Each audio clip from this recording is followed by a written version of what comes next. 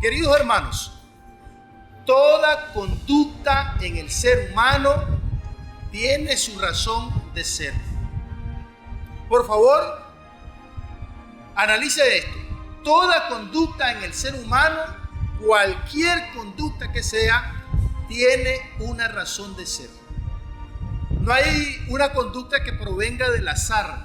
Siempre en el fondo existe alguna razón de por qué actuamos como actuamos.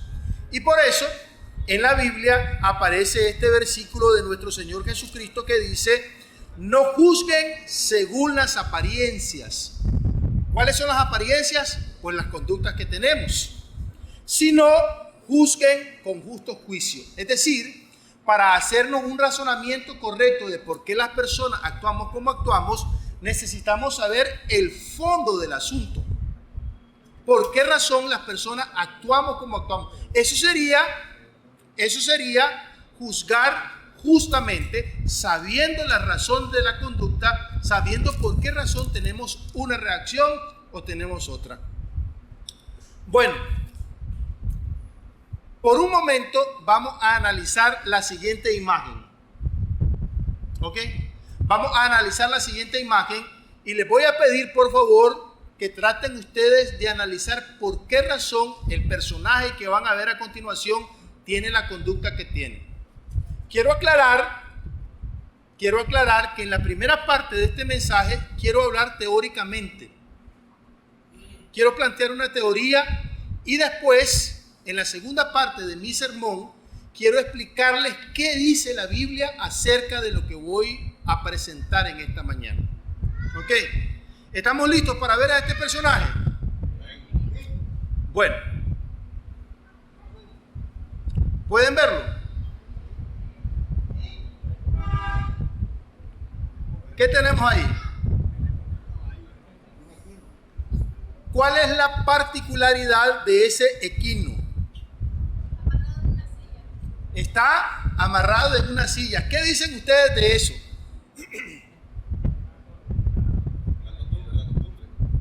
¿Cómo? ¿Quién dijo? Está acostumbrado. El hermano dice que no debería ser así, que eso es imposible, qué barbaridad. ¿Quién me comenta algo sobre eso? Esa imagen, fíjense bien. ¿Está bien?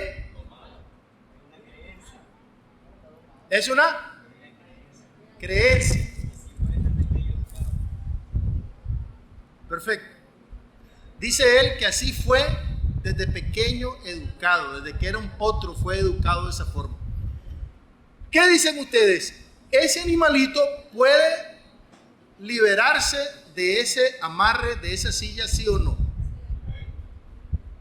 ¿Puede, sí o no? Puede, ¿verdad?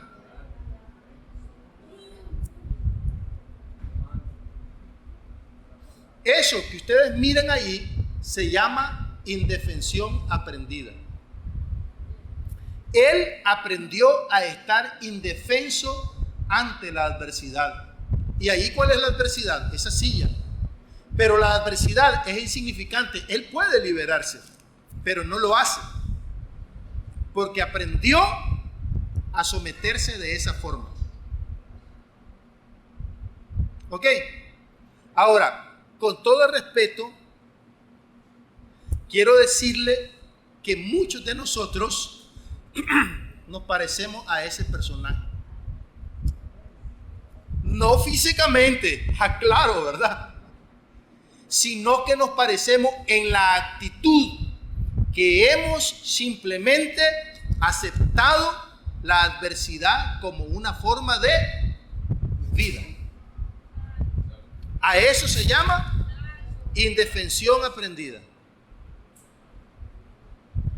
Muchos de nosotros hemos aprendido a estar indefensos ante el dolor, ante una situación difícil, complicada, ante la adversidad, ante la agresión. ¿Y saben qué hemos aprendido a hacer? Nada. Hemos aprendido a doblegarnos. La actitud de ese personaje se parece a nuestra actitud. Y vamos a irlo explicando. En 1967, Martin Seligman propuso lo que se llama la teoría La indefensión aprendida es la condición del ser humano y hasta de animales que ha aprendido a comportarse pasivamente ante la adversidad. Esto no es que nosotros nacemos así. Esto es que nosotros aprendemos a comportarnos pasivamente. Dejamos de defendernos ante una situación agresiva. Por eso les digo que muchos de nosotros tenemos ese tipo de comportamiento. Esto se llama indefensión. ¿Cómo se llama? Aprendimos a bajar la guardia, a no defendernos, aprendimos a dejarnos. Ya sea de un padre agresor, ya sea de un esposo o una esposa agresora, ya sea de un patrón o un jefe violento que se aprovecha de nosotros porque como necesitamos el trabajo, él nos trata como quiere sencillamente porque sabe que necesitamos el trabajo. Hemos aprendido a estar indefensos ante una enfermedad, ante una situación social y no reaccionamos. A eso es que se llama indefensión aprendida. Quien padece esta condición tiene la sensación sugestiva que no puede hacer nada contra las circunstancias. Entonces usted ve a una persona y dice, pero qué barbaridad, qué tonto que es fulanito o sutanita. En vez de hacer esto o aquello para salir de esa situación, que salga adelante, decimos nosotros desde afuera. Mas no sabemos por qué esa persona está actuando. ¿Qué fue lo que la llevó a estar pasivamente, actuando de forma pasiva? Entonces, la persona que tiene esta condición piensa que no puede liberarse de la condición de opresión en que se encuentra. Vamos a ir poniendo algunas otras ejemplificaciones. Se llama indefensión aprendida porque es una conducta que se aprende cuando se es sometido constantemente a la agresión. Si a usted como mujer, como niño, como joven, como hombre, como ciudadano, lo están sometiendo, lo están agrediendo constantemente, llega un momento en que usted piensa que no puede hacer nada contra la situación, solamente soportar, soportar y soportar. Veamos el siguiente ejemplo. Ustedes han escuchado la anécdota del elefante encadenado. Van al circo o miran una función. Hay un colosal elefante haciendo su presentación. Él hace maravillas, pero cuando termina la función, su presentación, el que lo está gobernando al elefante lo encadena a una pequeña estaca así en el suelo. Entonces uno dice, ¿y por qué ese animal no se libera? La razón ya la sabemos porque la estamos explicando acá. Lo que pasa es que cuando el animal nació, inmediatamente lo encadenaron a una prisión, a una estaca grande. Él hizo el forcejeo, él quería liberarse y no podía. Así que al estar encadenado por mucho tiempo, él aprendió que esa estaca era invencible y no se puede liberar. Aunque realmente su tamaño y su poder le dan la capacidad de poder liberarse de esa prisión, pero él cree que no se puede liberar. ¿Estamos de acuerdo? Veamos otro ejemplo. ¿Cuántos vieron esa famosa película La lista de Schindler? Ese es un clásico, tienen que verla. La lista de Schindler se basa en el contexto de la Segunda Guerra Mundial. Encarcelan a millones de personas, matan más de 20 millones de personas, pero la gente que está en los campos de concentración tiene la idea, a pesar de que son muchos más que los soldados que los tienen cautivos, a pesar de que son muchos más, ellos piensan que no pueden liberarse. Y en la mayoría de casos, ellos creen que es mejor que los maten para ya liberarse del dolor y de la situación que están atravesando. Eso se llama indefensión aprendida. Otro y el último ejemplo. Probablemente en esta sala haya mujeres que son agredidas por sus maridos, psicológica, verbal y físicamente.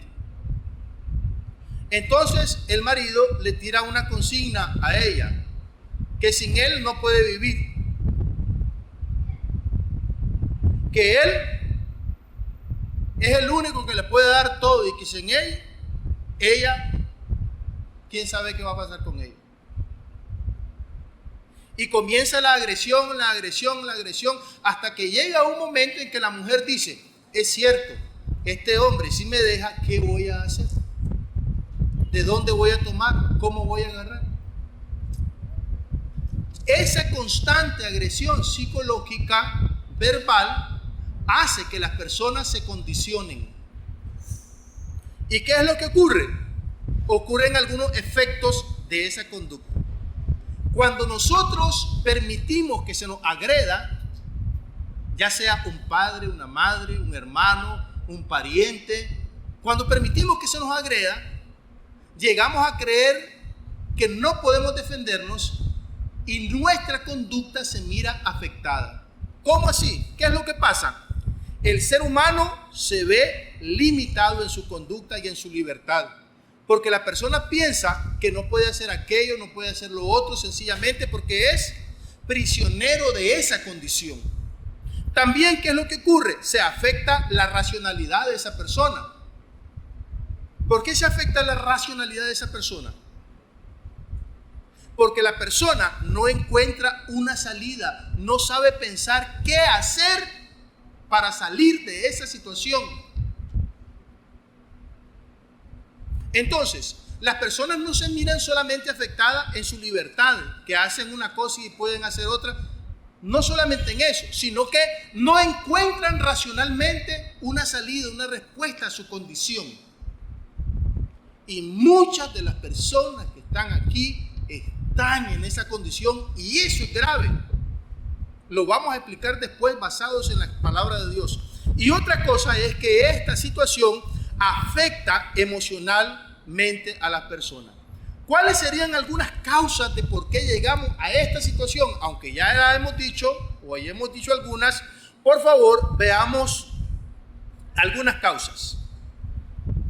La primera causa puede ser que nosotros crecimos en un hogar con un padre o una madre agresivo o agresiva. Uno de estos días estaba de visita en un hogar y una muchacha que es madre jovencita, a su pequeña niña, hablándole de forma grosera, fuerte.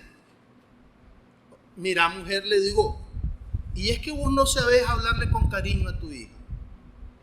Es que vos no le puedes decir una orden sin estarle gritando. Ah, no, es para que sea una buena hija. No, domándola es que estás. Y esa niña va a crecer sin la capacidad de decidir. Todo le va a dar vergüenza, se va a sentir mal, no va a poder. ¿Por qué? Porque como siempre le gritaron en su casa, como siempre la oprimieron en su casa, va a crecer siendo una adulta pensando si puede hacer aquello, si puede hacer lo otro, porque no sabe. La inseguridad que viene después del maltrato es enorme. Entonces, puede ser que nosotros hayamos sido criados por padres que eran agresivos, que no nos trataron bien, que no nos trataron con cariño, con ternura. ¿Y qué fue lo que pasó? Crecimos en esa condición.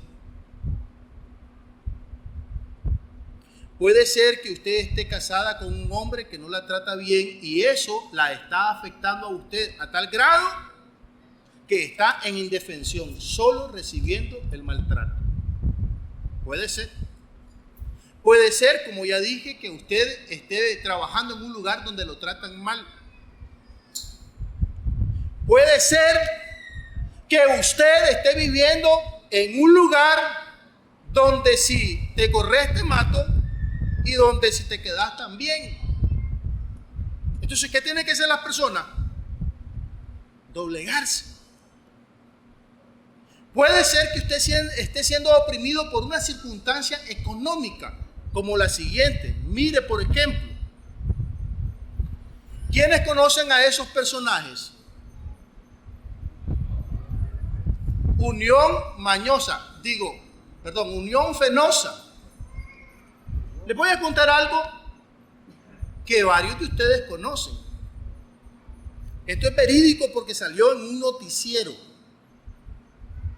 En el noticiero, miren hasta dónde llega la agresión y hasta dónde las personas nos quedamos sin respuesta ante la agresión. Resulta que a una señora en el interior del país que tenía una tienda, una pulpería, decimos nosotros, le llegó un recibo que ella no había podido pagar. Eso salió en las noticias hace como 2 meses. Y el hostigamiento de la compañía de energía fue tanto que la señora, en su desesperación, ¿saben cuál fue la única alternativa que encontró para librarse de esa condición, de esa situación, de ese hostigamiento? ¿Saben cuál fue? Quitarse la vida. ¿No escucharon esa noticia ustedes? Yo me quedé, wow. Eso es exactamente esto. Y todavía estaban velando el cuerpo de la señora y ellos estaban buscando cómo cobrar la deuda. Esas condiciones a las que las personas son sometidas, lamentablemente, crean en nosotros una conducta que se llama indefensión. Probablemente muchos de los que están acá están en indefensión.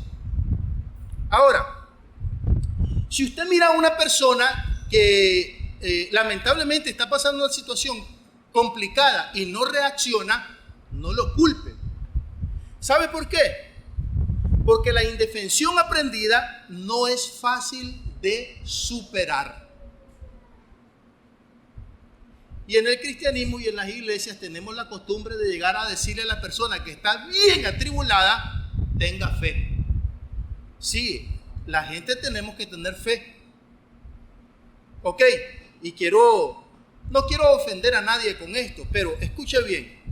Creemos que solo con decirle a la gente, tenga fe, crea en Dios, es que la gente va a salir de esa situación si es algo que está clavado en su cabeza, en su mente. No solamente basta decirle tenga fe. Mire, hermano, estamos con usted, ¿qué le falta? Déjenme ir a hablar con los hermanos de la iglesia. Ay, mire, hermano, es que estoy sin trabajo. Y entonces la persona no haya que hacer. No basta solo con decirle tenga fe, porque esa persona en su cabeza no encuentra una respuesta, una salida a esa situación. ¿Y qué es lo que ocurre? Cae en esa condición. Entonces, es aquí el papel fundamental de la iglesia, que nosotros venimos a la iglesia y aquí necesitamos escuchar respuestas, salidas. Venía con mi mente nublada y de repente escuché una palabra que me ayudó, un versículo que fue trascendental y que me dio una respuesta para lo que estaba atravesando. Entonces me voy a mi casa con ánimo, con fuerza, con gozo y digo, ahora sí, bueno, Señor, ayúdame. Yo estaba cayendo en una tristeza profunda, pero ahora me voy con gozo y con alegría. Para eso son las iglesias. Las iglesias tienen que ser lugares donde las personas llegamos y nos sentimos mejor, no salimos peor. Después de un sermón en donde se apalea a la gente. No son para eso las iglesias. Las iglesias tienen que ser el lugar donde se promueve el crecimiento y el desarrollo de las personas. Vamos a ver algunas ideas después. Miren, ¿qué dice la Biblia? Y es aquí donde yo quiero aterrizar con todos ustedes en esta situación. Este hermano está hablando muchas cosas que no son espirituales, dice. ¿Saben una cosa?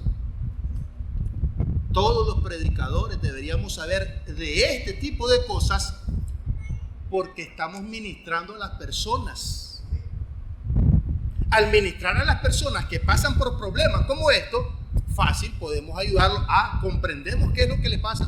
Mi hermano, mi hermana tiene esta situación, tiene aquella, lo comprendemos y podemos ayudarle para que salga de esa situación. Por eso Jesús dice, no juzguen según las, sino con justo. ¿Qué sería justo? Que comprenda por qué esta persona tiene esta y aquella reacción. Eso sería justo, para hacerle un criterio apropiado. Pero queridos hermanos, A pesar de que la mayoría de nosotros sufrimos o hemos sufrido esta condición, en la Biblia hay respuesta. Mire lo que dice el Espíritu Santo. El Espíritu del Señor está sobre mí, por cuanto me ha ungido para dar buenas nuevas a los pobres. Me ha enviado a sanar a los quebrantados de corazón, a pregonar libertad a los cautivos y vista a los ciegos, a poner en libertad a los oprimidos. Palabra de Dios. Qué versículo más maravilloso. El Espíritu del Señor está sobre mí, por cuanto me ha ungido para dar buenas nuevas a los pobres. Me ha enviado a sanar a los quebrantados de corazón, a pregonar libertad a los cautivos y vista a los ciegos, a poner en libertad a los oprimidos. Lo que usted está leyendo aquí, junto conmigo, es precisamente eso. La indefensión aprendida. Cristo vino al oprimido, al ciego, al encarcelado, al pobre, a la persona que se siente indefensa. Cristo vino a ese segmento de la población. Cristo vino a darle una respuesta a esa gente. Por eso, no tiene sentido, fíjese bien, estar en el cristianismo y cargar con una condición como esa. Cuando yo veo personas que están cargando con indefensión, que no están reaccionando apropiadamente, yo digo, ¿y para qué somos cristianos entonces? El cristianismo es para que yo desarrolle y mejore mi vida, para que cambie, para que aprenda nuevas ideas y esas nuevas ideas me ayuden a ser una mejor persona y a tener una mejor vida. ¿No lo creen ustedes? Si no, ¿para qué es el cristianismo? El cristianismo es para hacer ese hombre nuevo. Vea bien lo que dice después el escritor. Dice el Señor que Él ha sido enviado a los pobres. Los pobres se refiere a alguien que ha nacido en la mendicidad o que ha caído en la mendicidad y espera agazapado en el suelo la benevolencia de los demás, y por eso es humillado en muchas ocasiones. Ese es el pobre, el que ha caído en esa mendicidad, el que cree que solo puede vivir de la misericordia de los demás, el que pide la compasión de otros sin siquiera levantar la vista para ver a quien está pidiéndole. Eso es el pobre del cual se refiere acá. ¿No creen ustedes que se parece esta condición de pobre a la persona que cree que no tiene ninguna salida, que tiene que depender de los demás? Esto es lo que estamos hablando, indefensión aprendida, sin ninguna duda. Los quebrantados hace referencia a personas que han sido hechas pedazos por las calamidades. ¿Cuántos de los que estamos aquí hemos atravesado situaciones difíciles? ¿Cuántos de los que estamos aquí estamos sufriendo el dolor de una pérdida, de una enfermedad, de un desengaño, de la soledad? ¿Cuántos de nosotros estaremos sufriendo cosas como esas? Dice la Escritura aquí que Él vino a los quebrantados. Esto hace referencia a personas que han sido hechas pedazos por las calamidades. Hermano, no se deje hacer pedazos. No se deje desmenuzar por sus problemas. Dice que Cristo vino a ese segmento de la población, al que está quebrantado, al que está siendo destruido, triturado por la problemática que está viviendo. A ese es a quien Cristo vino. Si está partido su corazón en 1000 pedazos, Cristo vino a recoger esos pedazos para que usted diga, vale la pena vivir, siento gozo de ser creyente. Para eso vino Cristo. Se refiere a una persona que emocionalmente no tiene capacidad de respuesta, no tiene motivación para hacer algo, que internamente se siente imposibilitada y no encuentra en su mente respuesta ni salida. A eso se refiere este pasaje. Y mire, después dice libertad, cuyo sentido alude a personas que están en condición de prisión. Según el diccionario de Strong, este acto de liberar se refiere a prisioneros de guerra.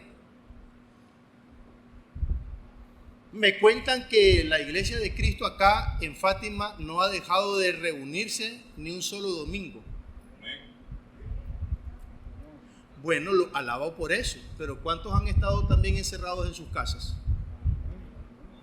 ¿Y cómo se sienten? Ay, Dios mío, ni a la esquina puedo ir. Ay, quisiera ir a comerme una carne asada. ¿Cuántos hemos estado sufriendo el encierro? Y hemos estado padeciendo. ¿O usted se está dejando torturar de una enfermedad? ¿Sabe? No solamente un padre, una pareja, la sociedad o las situaciones que estamos viviendo, también una enfermedad podría ser su torturador. Porque pasa lo siguiente: usted se enferma. No me digan que usted se enferma. Mire, usted se enferma y usted compra medicamentos para sanarse y comienza a tomar las pastillas. Mire, comienza y hace todos los tratamientos posibles y mira que no se recupera, mira que no mejora. Todas las enfermedades tienen su propia psicología. Usted está gastando, está siguiendo un tratamiento y no mejora. ¿Qué va a pasar con usted, con su mente, con su cabeza?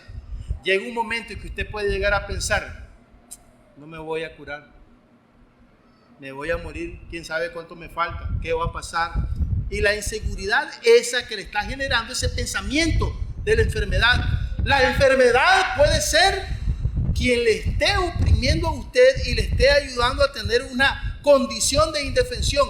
Puede llegar un momento en que usted diga: ya no voy a luchar, ya hasta aquí nomás, ya no quiero, estoy aburrido.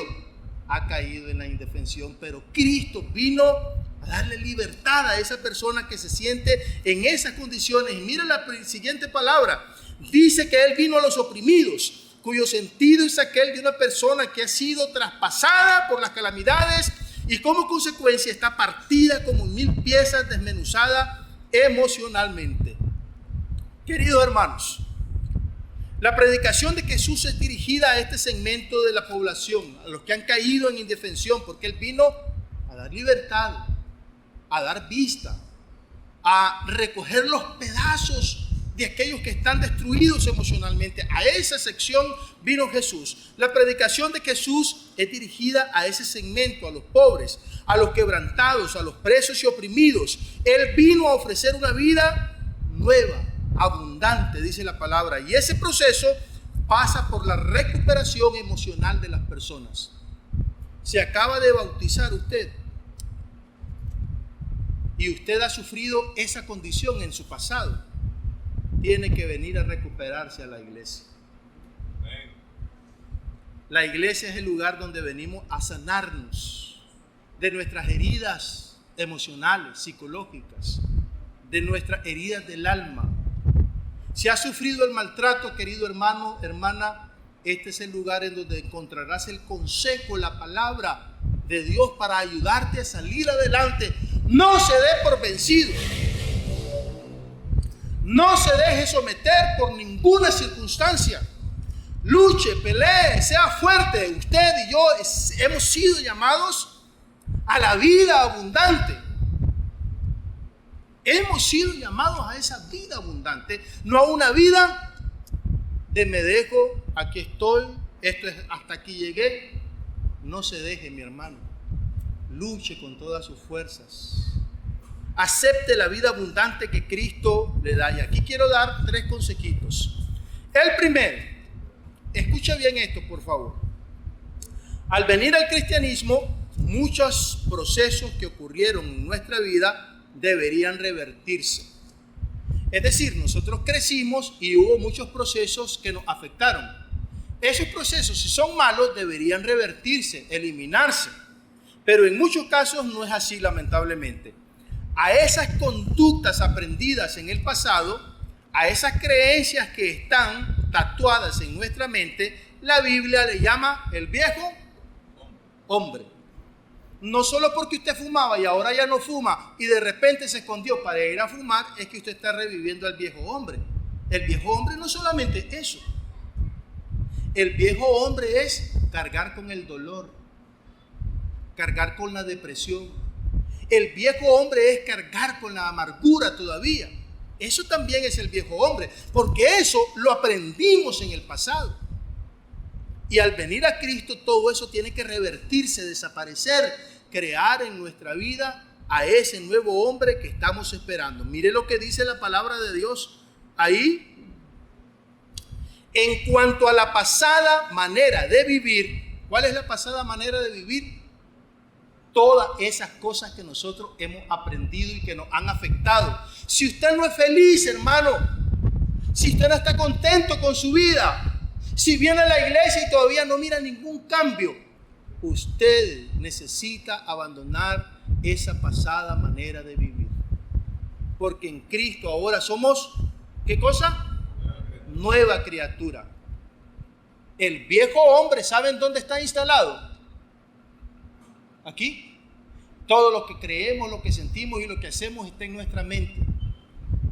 Cuando nosotros bautizamos, ya se los expliqué una vez, nosotros no bautizamos el cuerpo, bautizamos la mente, la conciencia, como la aspersión de una mejor conciencia delante de Dios, dice Pedro, porque es aquí donde está instalado el viejo hombre. Por lo tanto, nosotros tenemos que renunciar al dolor, a la soledad, a la tristeza, a la amargura, a la incapacidad de poder salir adelante. A eso tenemos que renunciar, mis queridos hermanos. Dice, en cuanto a la pasada manera de vivir, despóquense del viejo hombre que está viciado conforme a los deseos engañosos y renuévense en el espíritu de su mente y vístanse del nuevo hombre creado según Dios en la justicia y santidad de la verdad. ¿Cómo puedo hacer para librarme de esta condición? Cambie de forma de pensar a través de un nuevo conocimiento.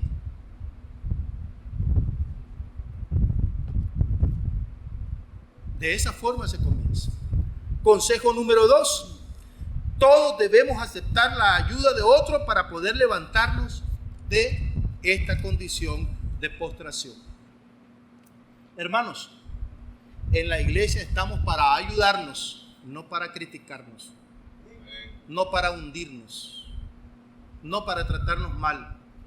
Vengamos a la iglesia buscando refugio, amistad, buenos consejos. Seamos solidarios con el que sufre. Número 3, para superar el sufrimiento es fundamental, querido hermano,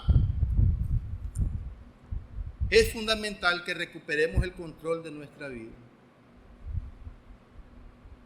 Si usted sufre emocionalmente por alguna razón, en el nombre de Cristo, agarre el timón de su vida. No deje que el dolor o las circunstancias que lo oprimen sigan manejando.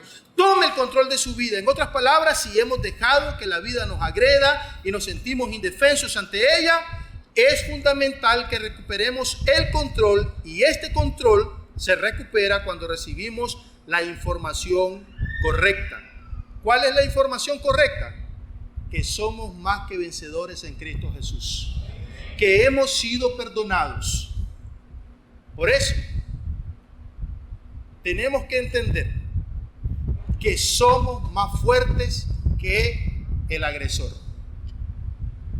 Si alguien nos agredió o unas circunstancias, nosotros somos más fuertes que el agresor. ¿Saben cómo podemos hacer para destruir al agresor?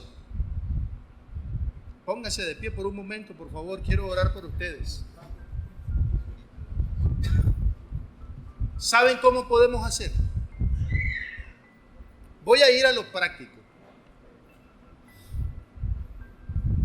Tal vez usted tiene un resentimiento muy grande con sus padres, con su papá, con su mamá. Tal vez usted es la esposa sometida de un hombre abusivo. Tal vez usted fue víctima de abuso. Porque eso es algo muy común entre hombres y mujeres. Probablemente usted fue víctima de algo. A lo mejor en la iglesia alguien lo hirió, le hizo daño. No vamos a permitir que esas circunstancias, el recuerdo del pasado, nos siga pisoteando. Vamos a hacer dos cosas. Le ruego en el nombre del Señor, vamos a hacer dos cosas. Número uno, vamos a perdonar, a soltar el rencor, a soltar el dolor, a soltar esta condición que nos ha mantenido esclavizados y que no nos ha dejado crecer. Pero si usted no tiene específicamente a alguien que perdonar, lo número dos que vamos a hacer es a luchar. Vamos a luchar. Usted está enfermo, no se deje. Ay, esta enfermedad ya nunca me pasó, gasto y gasto, tomo y tomo, voy al médico, voy al otro y nunca. No se deje. Mantenga la firmeza de su espíritu para que Cristo lo ayude a levantarse. Porque si usted viene a la iglesia de Cristo, donde Cristo es el que libera, levanta, sana, da vista a los ciegos, da libertad, y usted sigue preso, ¿qué sentido tiene? Pidámosle a Dios, hermanos, que nos quite cualquier opresión y que nos ayude a tener esa vida abundante que Él promete. ¿Quiénes dicen amén? Amén. Padre, gracias en el nombre de Jesús por lo que Él hizo en la cruz y ahora tenemos libertad. No vamos a dejarnos de nadie, Señor. Vamos a luchar, pero también, Padre, perdonamos de todo corazón a ese agresor o agresora. Dejamos libre a esa persona, la soltamos, Dios, a ese padre, Señor, a esa madre, a ese cónyuge, a ese que abusó, Señor, de nosotros. Lo perdonamos, Dios. Y a la enfermedad, en el nombre de Cristo, Señor, la sometemos y no ella a nosotros. En el nombre de Jesús. Gracias, Padre Celestial, porque en Cristo tenemos la esperanza y nos liberamos de todas esas estacas mentales que nos paralizan. No vamos a estar encadenados, Señor, porque somos libres en Cristo.